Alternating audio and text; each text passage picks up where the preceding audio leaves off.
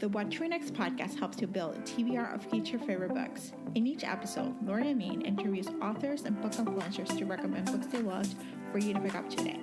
If you're an avid reader, always looking for your next great read, then the show's for you.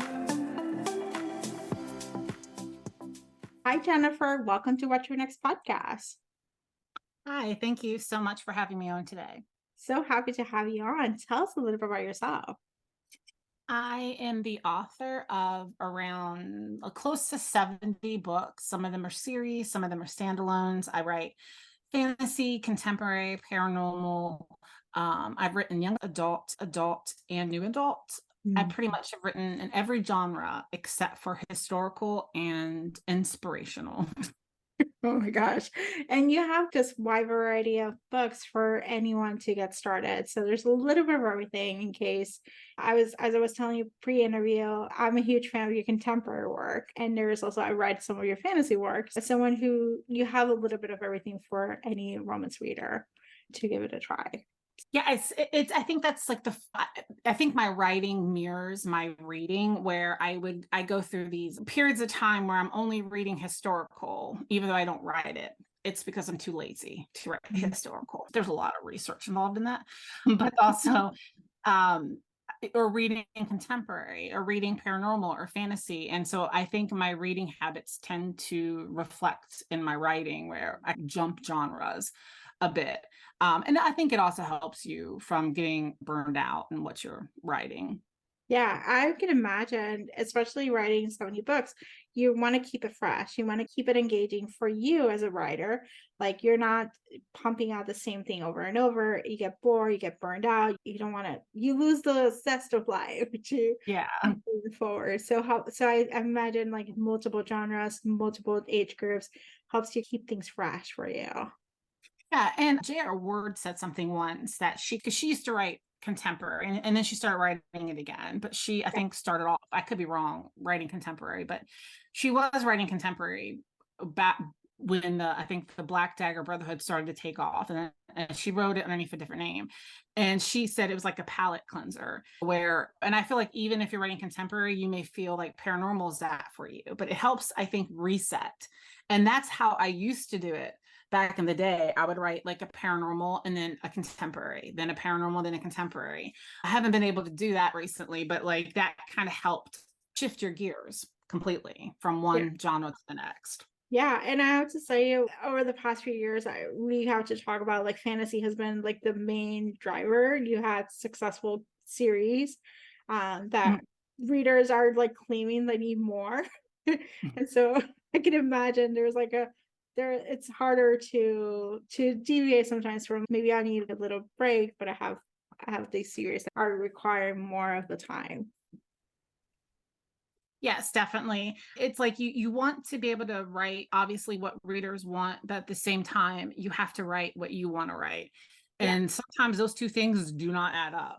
They don't come together. And I think for me too, it's more of my Wait For You series had done fairly well.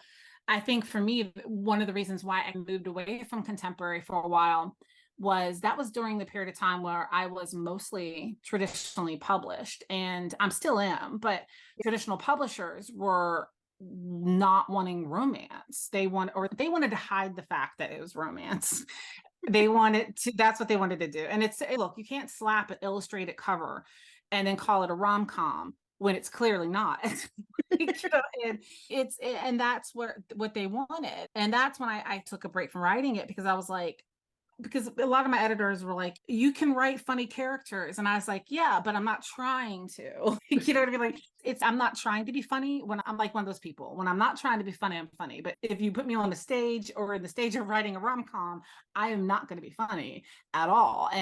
But it was, that is roughly, I think, my God, that was a while ago too. Yeah. That when I was like, I think I just need to take a break from this, because I don't think I could do a rom-com. I know I couldn't do women's fiction. And so, and that was also what they were doing, is relabeling romance as women's fiction. Yeah. And those are two vastly different genres. I just always kept picturing people who thought they were getting a women's fiction picking up. Now, Christina Lauren has not, as their books used to be a lot more spicier, I think, but all I kept picturing is like somebody picking up something like Beautiful Bastard and being like, oh my God. But yeah, so that was about roughly the time. Wow, I haven't even thought about that. That's, So and now long. it's so long. It's so much has changed and so much has stayed the same. Because as you Yeah. mentioned, oh, it's still the same. But I think I love that you took a risk from Blood and Ash to write what you wanted to write. That's it was a big gamble that paid off, but it's a gamble saying, but just gonna write what I want to write, trust the process in that sense.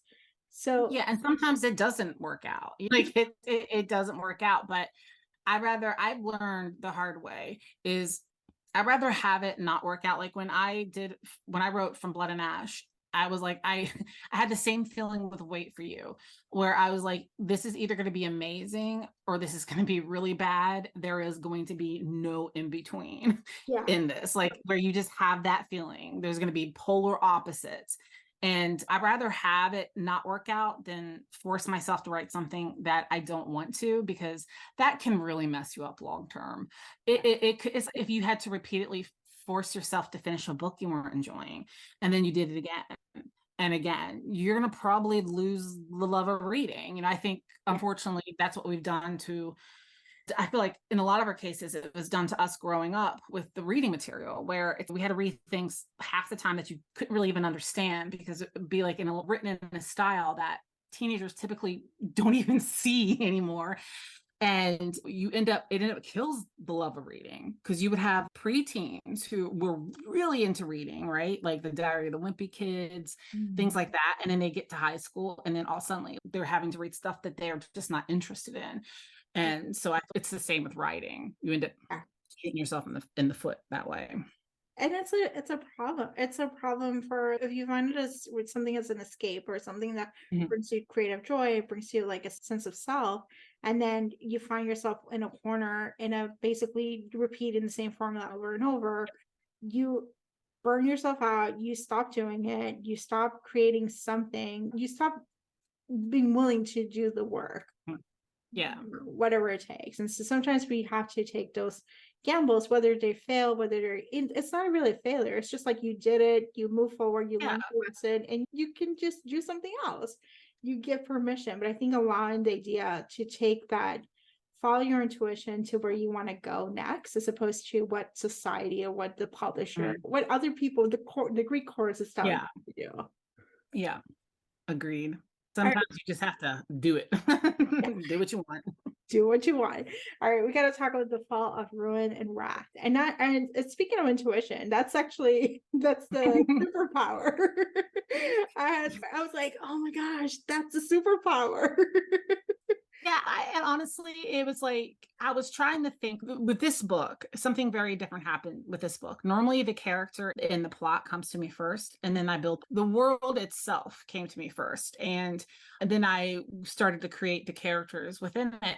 And I knew I wanted lists to not be physically a badass, because I've written that a lot, and I've also written characters who aren't, but I've been writing like Poppy and Sierra for the last couple of years, and I was like, I want, which I think they are relatable in their own ways, but I feel like if you handed me like a dagger or a sword, I would be like, okay, what am I supposed to do with this? Yeah. I'm going to be the person who just turns and walks away from the situation. I don't have time for this. Like, it's just like, what's going on? And so I wanted to make sure I wrote somebody who didn't have that. And when I was thinking, I think intuition is something we all have. And I think all of us at some point have been in a situation or been somewhere or did something where you suddenly get that gut check where it's like, it's almost like this voice in the back of your head. This is going to happen if you do this or don't do. And 90% of the time, we don't listen to it and we just do it. And then we're like, oh man, I should have listened to my gut. And that's where the idea came from, where it was like, what if your intuition was so heightened? It is like a magical ability that forces you to listen to it. And then it expanded from there with intuition would almost be like foresight, a little bit of psychic ability, where you would be able to see things that may have not happened that will be happening because of that intuition. And so that's how I expanded it. But I thought it was interesting because I do think that's something we all have, is that level of instinct that probably biologically could be traced back to the beginnings, where either you learn to do things because this instinct told you to do something. And we all, including myself, need to listen to it more often. Yeah, I have to tell you, my intuition is the one thing that's guided me through, and so I felt like I could see myself through her because I was like, "Oh, you don't know how many times I said, oh, I think this is the job for me,' and then it will happen, or this is the wrong person to deal with." My gut feeling will tell me, like, it's in my stomach, and be like, "Okay, no, this is warning signs, red flags. Do not do this. Do not engage." And when I choose not to, like I've learned enough now in my 40s to Yeah. it. That's I choose not to. It's oh yes, it's true. But for the most part, it guides you to where you need to go. It's the wise mind. It's like the one that wants you, the Yep. lovingly texts you, guides you to where you want to go next, or what adventures you're gonna take. Yeah. And I think in with Lys's situation, sometimes it keeps her out of trouble Yeah, and sometimes it leads her straight to it. yeah, And another thing that kind of helped me shape this intuition, like hers, if it was like to the level of a magical ability, what is this saying? And I don't want to be like offensive to anybody because it is, I think, a very religious saying, but it was like one of those sayings that I think it's actually comes, and maybe I'm wrong that it doesn't come from religion, but I've heard it used in that context is everything happens for a reason. yeah, And there's sometimes where I'm like, explain that to me. Like, explain to me what the great plan was with that. yeah, Like, it's just, but that's where it came from. And then from there, of course, my mind goes into a dark place. It was like, yeah, sometimes bad things happen for a reason, yeah. and happen to you. And and that's where I started to shape it because I was like, why would her intuition lead her into a dangerous situation? It's because she had to see it. And it's, yeah, and that's where the idea of everything happens for a reason. Again, it's one of those sayings that I feel like there's a time and place to say that to people. 99% of the time, it is not the time or place to say that to someone. But yeah, that kind of fed into it a little bit of how do I explain this, especially when you're dealing with intuition and foresight, then there almost is a bit of predestiny in the sense of things are already planned out. And so that's how I was countering that a little bit.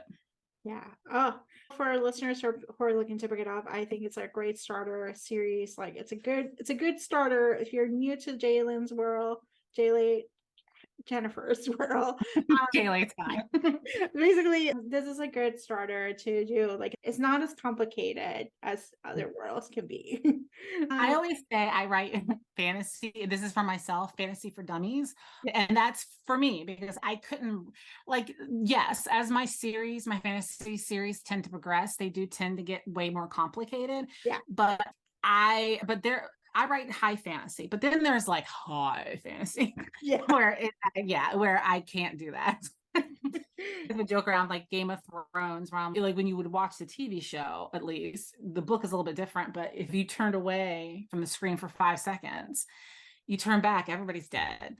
You're in Yeah. a place you never were before. You Yeah. don't understand anybody, what's happening. I don't know if I would love to be able to do that. I just don't. I think I have that talent to do that. I do appreciate your talent. So what talent you're doing is it's a fantasy to like.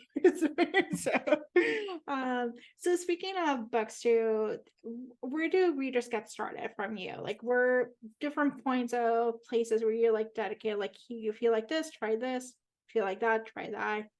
I think it just really depends on what the reader is into. If you're into fantasy, if you like that, and you read The Fall of Rune and Wrath, you could then read either the Flesh and Fire series. You could technically start with that, or you could go and read the Blood and Ash series, which is a lot more involved, a lot more books.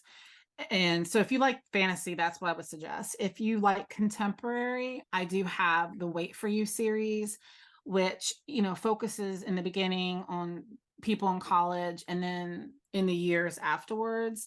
And most of my contemporaries, they always like, there often is a bit of a subplot that isn't, because I write romance, obviously, and all my books are romances. But even my contemporaries, I tend to work a subplot in there because I need some, even myself writing this, I need something else happening other than y'all's romantic problems over here. So if you like suspense, I do have Till Death, and And the Vincent brothers are like a bit suspense mystery. If you like young adult, I have a lot of young adult paranormal. The Dark Elements would be a good one. The Luck series, the Covenant series. So really, it depends on what you're in the mood for. Yeah. I think you could find something in there. Yep, that sounds good. And so, speaking of other books, do you have any books to recommend our listeners to pick up? Yes, I have been lucky to read a couple books or be in the process of reading a couple books that haven't come out yet. And then there's one I do believe is out. But one of the books that I've just finished reading that I was really engrossed in, it is, I think it comes out in November. It's The Consort of Fire by Kit Rocha. It is definitely fantasy. A lot of, they write romance. They do write very spicy books. So be prepared. These are very spicy, but it's always extremely well done. I always like their different takes on the different types of relationships you can come across. I think that is one of the things they do the best, which is they represent the different types of relationships people can be involved in very well. The Consort of Fire, it gives you a very good Greek myth vibe of Hades a little bit. So I love that book. I also have started reading The Hurricane Wars, which I think comes out in October. I think so. Yeah, and that is, and I'm gonna pronounce the name wrong. I'm terrible. I think it's either Yeah. Okay, because I'm I like, talked to her I feel this like it's past missing an weekend. I. Did you talk? Okay. Yeah. Yeah. And then I believe it's Gonzin. One song. That's not okay. Yeah, I am terrible at pronouncing names and words in general. You would not think I was an author, but this, oh my God, every so often, okay, a lot for me, I feels like you read a book and you're like, shit, I suck. Like, you know what I mean? Or you're like, because look, this is how I feel. There are authors who are good storytellers, there are authors who are good writers, and then there's the unicorns, right?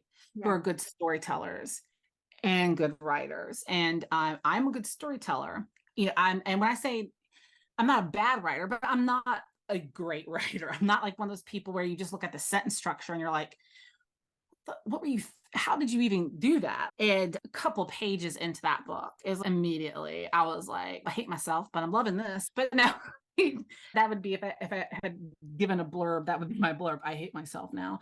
But it has, you know, a rich world building, a really great romance and magic, which I feel like we just don't, I don't know. There's a lot of books out there of magic, but I feel like every magic book feels so different because there's so much you can do with that.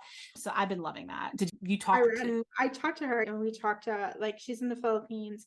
And so we talked about hurricanes like this. Who would have thought of like making a hurricane? Yes, zero power. It's like, I know, but that is, and it reminds me of, I was reading it, and because of being a writer and just being somebody who just knows a bunch of nonsensical stuff that doesn't help you, but it was like almost like an elemental influence with, and then you do see the basics of magic, because magic had a lot to do with the elements, with nature and that kind of stuff. It's an amazing book, so I really have been enjoying that. And I think it is October, right? It comes out, I think it's October. It's coming out soon, so it'll be in the show notes, and I'll link the other interviews so you get to hear Thea's perspective.